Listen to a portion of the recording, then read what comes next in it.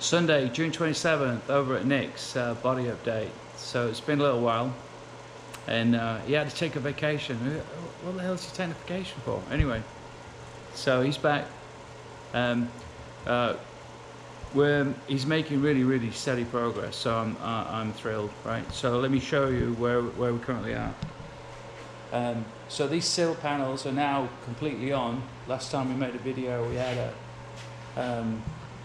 the reinforcements on the inside were completed and then primed.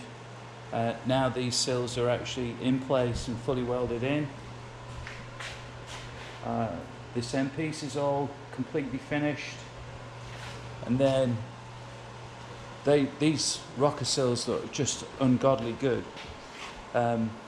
So we went with monocoque after a bit of homework and some advice from Chuck down there. Nick, you're going to talk about this double curvature and how good this line looks as a result. Oh, the fit on them is great. So Jaguar's big thing for the floor was one seam, and these fit up perfectly to the one seam on either side. They fit up great into these end pieces that monocoque also made. And then it gives us the right door aperture, right? So we have it, there's a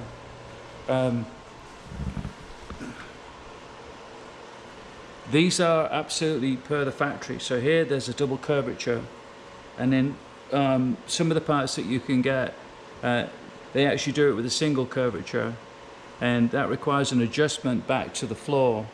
But with these panels, we actually get a great door line closing, and the doors have been heavily fitted to position these. So as a consequence of using the right panel and doing it well per the factory, I guess, we're getting the benefit of that. So those have worked out amazingly well. And then over here, Nick has actually started on this front panel, and then there's also a bracket that goes on the inside. And we ran into an issue. Do you want to talk about this, Nick, so we can explain it? So the factory welds these in vertically in this radius, because the ends of the rockers at the top where the hood meets, it flares open to make the curvature of the wheel opening. But you end up with a gap here. The factory just filled them with lead. As you can see in a chunk of our original one, this is all lead. So the debate is on how we address that. We could bring this piece out to the edge, but then you're going to have a gap at the inner bracket, right, which on this side would be the battery bracket. The battery mounts to this bracket. So taking away that weld, I think you're better off having the weld there for strength to support the battery. Yeah, I personally would prefer to do it that way. All right, so we have some homework to do there. And then in the back, right, do you want to explain what's going on here, Nick? Well, back here, monocoque made us this lower quarter section piece. We've been working on getting that fitted, as well as inside. We had some rust issues on this inner wheelhouse panel here. Monocoque as well made this one. So we've been cutting out the old ones. This is an original panel that we just cleaned up. Looks good as new. And we had to remove a couple of the stiffener pieces that go inside the quarter here to get access to these, but it's coming along. We saved these pieces, put them in the media blast cabinet and cleaned those up. And we got a little bit more trimming and fitting to do on this side.